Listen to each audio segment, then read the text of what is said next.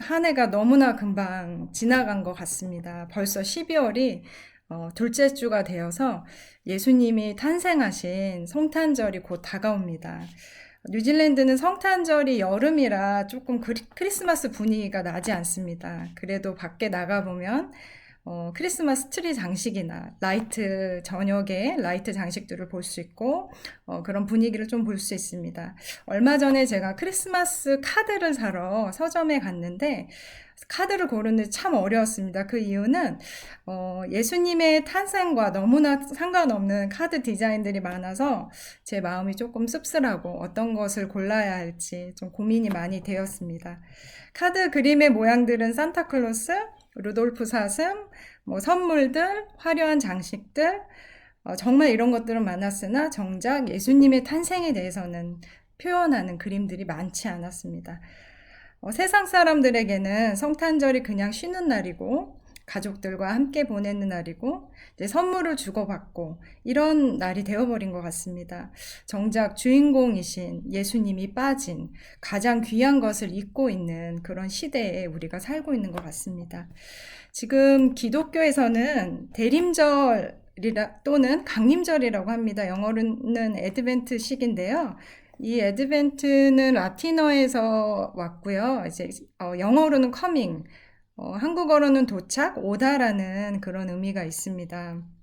강림절에는 4주 동안 예수님을 탄생과 다시 오실 예수님의 재림에 대해서 그 기다리는 것에 의미를 두고 그런 시간을 갖는 시간입니다. 그 촛불을 4개, 한 주마다 하나씩 촛불을 기념을 하는데요. 이 촛불에 하나하나 의미가 다른 것들이 있습니다. 소망, 사랑, 기쁨, 평화, 이 안에 그 의미가 담겨져 있고요. 예수님의 탄생이 우리에게 주는 아주 상징적인 의미를 말하고 4주 동안 기리는 그런 시간입니다. 지금은 둘째 주 강림절입니다. 오늘 본문에도 이제 마리아의 창가라고 잘 알려져 있는 성경 구절을 저희가 읽어보았습니다. 이 창가 안에는 희망과 기쁨과 감사와 감격이 담겨져 있습니다. 저는 오늘 수요 기도의 제목을 희망의 노래로 표현을 했는데 이 땅에 오신 예수님 때문에 우리가 누리는 그런 자유와 기쁨과 소망이 너무나 크기에 이 희망의 노래랑 굉장히 잘 어울린다고 생각이 들었습니다. 온 인류를 구원하기 위해서 이 땅에 큰 사명을 가지고 오신 예수님을 기뻐하고 감사하는 마음을 저희가 늘 잃지 않고 예수님께서 이 땅에 오실 수밖에 없었던 그 의미를 다시 찾는 그런 시간이 되었으면 좋겠습니다. 오늘 본문 말씀 전을 읽어보시면 구세주의 길을 예비했던 요한의 어머니 엘리사벳과 구세주의 어머니인 마리아가 만나는 중요한 장면이 나옵니다. 이들은 친척 관계였고 엘리사벳과 그의 남편 제사장이었던 사가랴는 신앙적으로 또 인격적으로 훌륭한 사람들이었지만 아이를 낳지 못했습니다. 그러나 기적적으로 하나님께서 이들에게 요한이라는 예수님의 길을 예비하는 특별한 사명을 받은 아들을 노년에 낳게 하십니다. 요한은 어떤 사람으로 자랄 것이라고 천사가 그의 아버지 사가랴에게 말한 이야기가 누가복음 1장에 나와 있습니다. 한번 같이 읽어보겠습니다. 그는 주님께서 보시기에 큰 인물이 될 것이다. 그는 포도주와 독한 술을 입에 대지 않을 것이요 어머니 뱃속에 있을 때부터 성령 충만하게 받을 것이며 이스라엘 자손 가운데서 많은 사람들이 그들을 주 앞으로 주 하나님께로 돌아오게 할 것이다. 그는 또한 엘리야의 심령과 능력을 가지고 주님보다 앞서와서 부모의 마음을 자녀에게로 돌아오게 하고 거역한 자들의 의인의 지혜를 길로 돌아서게 해서 주님을 맞이할 준비가 된 백성을 마련할 것이다. 요한은 정말 특별한 사람이었던 것 같습니다. 뱃속에서부터 성령 충만했고 태어나서부터 구별된 삶을 살았습니다. 이스라엘 사람들에게는 아주 큰 선지자인 엘리야처럼 영성과 능력을 가지고 이스라엘 백성들이 주님을 맞이할 준비가 되게 인도한다고 합니다. 엘리사벳과 또 사가랴는 이런 귀한 일을 할 아들을 얻는 영광을 얻게 됩니다. 그리고 친척이었던 마리아가 구세주를 잉태하는 영광도 보게 됩니다. 오늘 본문 말씀은 마리아가 요한의 어머니 엘리사벳을 만나러 먼 길을 여행을 와서 드디어 두 사람이 만나는 장면입니다. 42절을 보시면요. 엘리사벳은 마리아를 보자마자 성령 충만해서 마리아를 축복합니다. 그대는 여자들 가운데서 복을 받았고 그대의 태중의 아이도 복을 받았습니다. 라고 축복을 합니다. 마리아는 정혼한 상태에서 이제 성령으로 임신을 해서 그 사정을 엘리사벳한테 얘기도 하지 않았는데 엘리사벳은 이미 알고 마리아를 축복하고 안심시켰습니다. 그리고 마리아가 자기가 얼마나 복된 자인지 큰 은혜를 누린 자인지 고백하며 마리아의 창가가 오늘 본문을 통해 나오게 됩니다. 평범한 그냥 처녀였던 마리아에게 임한 큰 은혜가 예수님을 구주로 섬기는 저희에게 주는 큰 메시지가 여기에 있습니다. 예수님께서 이 땅에 오셔서 우리의 운명을 바꾸셨고 또 소망이 없었던 저희에게 영원한 소명과 기쁨을 회복시켜 주셨기 때문입니다. 그래서 오늘은 어떠한 희망의 메시지가 마리아의 창가 안에 있는지 살펴보려고 하고 저희에게 어떤 의미가 있는지 보려고 합니다. 첫 번째, 예수님의 탄생이 주는 희망의 메시지는 비천한 자를 높이 세우셨기 때문입니다. 48절에 보면 그가 이 여종의 비천함을 보살펴 주셨기 때문이다. 이제부터는 모든 세대가 나를 행복하다 할 것입니다. 라고 적혀 있습니다. 마리아가 예수님을 임신하기 전에는 어떤 삶을 살았는지 잘 성경에는 나와 있지 않습니다. 그러나 성경을 통해 알 수 있는 것은 그녀가 아무 문제 없이 평범하게 잘 살았을 거라는 예측은 되지 않습니다.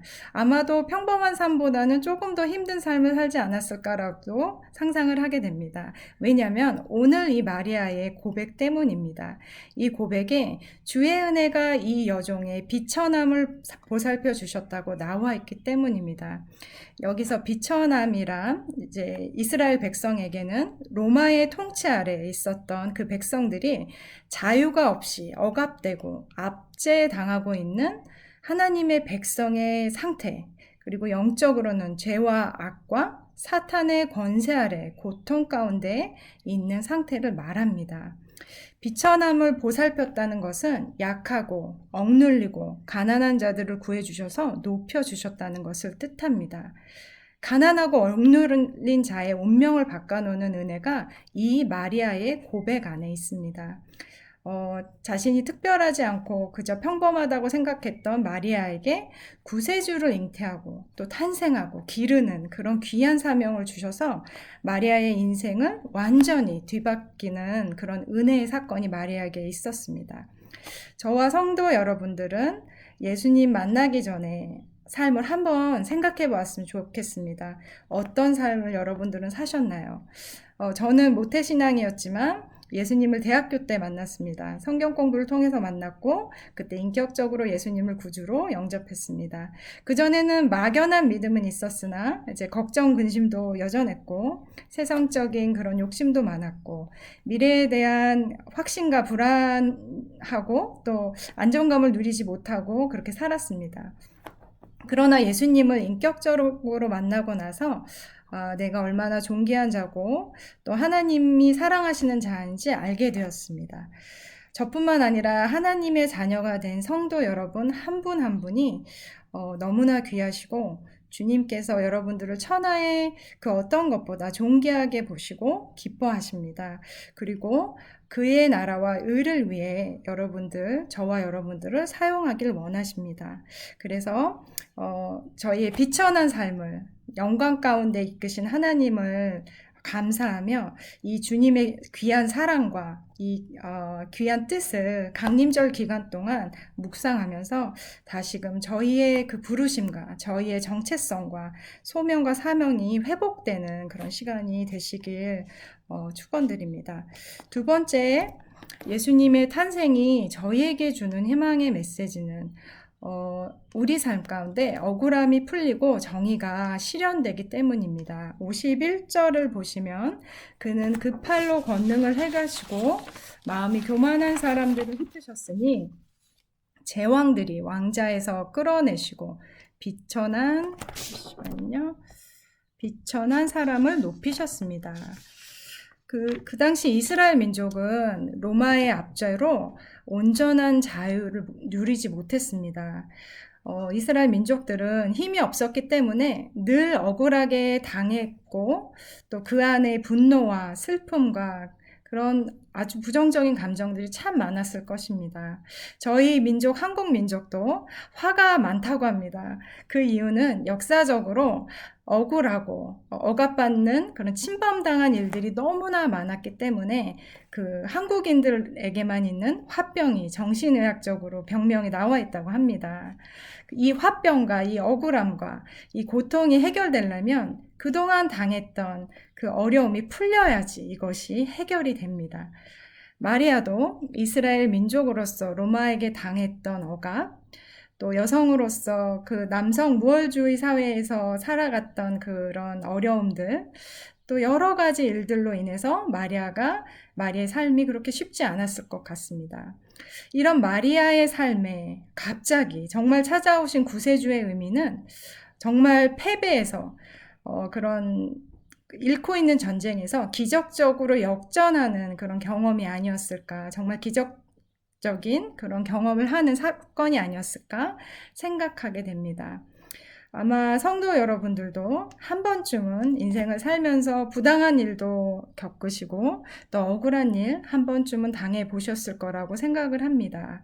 지금도 이런 억울한 일이 풀리지 않아서 마음이 속상하고 어려우실 수도 있을 것 같습니다. 그러나 우리가 한 가지 알 수 있는 것은 주님의 때에 주님의 방법으로 그 우리의 억울함과 그 마음속의 그런 고통들을 해결해 주시라고 믿습니다. 또 주님이 이 땅 가운데 오신 이유는 우리 마음 가운데 있는 억울함, 눌림, 그런 고통들을 해결해 주시고 자유와 기쁨을 이 땅에서부터 누리게 하시려는 것입니다. 그리고 저와 여러분이 마음이 온전히 치유되고 또 회복되게 하시리라 믿습니다. 저는 올해 핍박받고 특히 올해 미얀마 사건도 그렇고 또 70년이 넘게 고통받고 있는 우리 북한 동포들도 그렇고 아프가니스탄 사태도 그렇고 왜 때로는 하나님께서 이런 고통의 사람들을 보시면서 가만히 계실까라고 주님께 물어보고 또 왜 가만히 계십니까? 왜 역사하지 않으십니까? 라고 물을 때가 있습니다. 언제까지 이들이 심판의 날을 기다려야 합니까? 언제까지 그 고통을 당해야 합니까? 라고 제가 기도할 때가 있고 여러분들도 마찬가지로 그렇게 기도하시지 않을까 생각이 듭니다. 그러면 마음 가운데 주시는 생각은 지금 상황 가운데 아무것도 보이진 않으나 여전히 일하고 계시고 반드시 그분의 뜻을 이루시겠다고 말씀하시는 것 같았습니다. 그것이 시편 37편에 나와 있습니다. 한번 같이 읽어보겠습니다. 악한 자들이 잘 된다고 해서 속상해하지 말며 불의한 자들이 잘 산다고 해서 시세워하지 말아라. 그들은 풀처럼 빨리 시들고 푸성기처럼 사그라지고 만다. 주님만 의지하고 선을 행하여라. 이 땅에 사는 동안 성실히 살아라. 기쁨은 오직 주님에게서 찾아라. 주님께서 내 마음의 소원을 들어주신다. 내 갈 길을 주님께 맡기고 주님만 의지하여라. 주님께서 이루어 주실 것이다. 네, 정말 귀한 말씀인 것 같습니다. 상황은 여전히 그대로일 수 있고 해결되지 않은 가운데 환경 가운데서도 주님만을 의지하고 주님만을 찾고 나의 모든 것을 예수님께 맡길 때 그분께서 이루어 주신다고 약속하셨습니다. 지난날 억울하고 또 부당한 일을 당하고 그런 어려움의 시간들을 주님께서 회복하게 하시고 역전되는 순간을 우리 삶 가운데 체험하게 하시리라 믿습니다. 나의 중심이 주님께 향하고 나의 초점이 주님께 맡길 때 나의 적과 방해가 되는 모든 것들을 주께서 막아주시고 또 해결해 주실 것입니다. 또 마지막으로 예수님 탄생이 저희에게 주는 희망의 메시지는 약속을 지키시는 하나님의 신실하심 때문입니다. 그는 자비를 기억하셔서 자기 종 이스라엘을 도우셨습니다. 우리 조상들에게 말씀하신 대로 그 자비는 아브라함과 그 자손에게 영원히 있을 것입니다. 이 아브라함을 비롯한 선조들과 맺으신 옛 언약에 따라 그들에게 하신 약속을 완전하게 이루어 가시는 하나님의 신실하심에 대한 고백이 이 안에 있습니다.